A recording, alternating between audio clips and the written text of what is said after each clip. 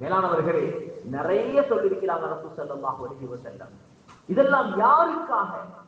மேலானவர்களே, உலகத்துடைய வாழ்க்கையில கொஞ்ச கால வாழ்க்கை, கஷ்டம், பிரச்சனை.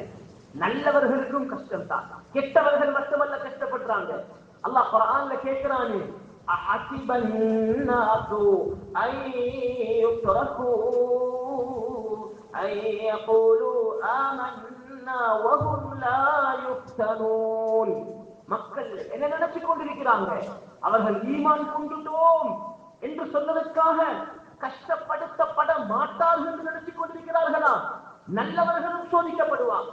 மக்கள் கேட்கிறாங்க, அவங்க பள்ளிக்கு போறவங்க, அவங்க தஹஜ்ஜுத் தொழுறவங்க, அவங்க இன்னென்ன நல்ல காரியங்கள் செய்யறவங்க, அவங்களுக்குமா சோதனை?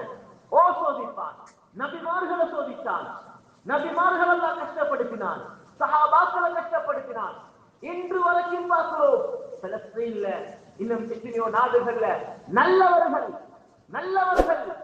முக்கியமானவர்கள் சோதனைக்குள்ளாகி கொண்டிருக்கிறார்கள்.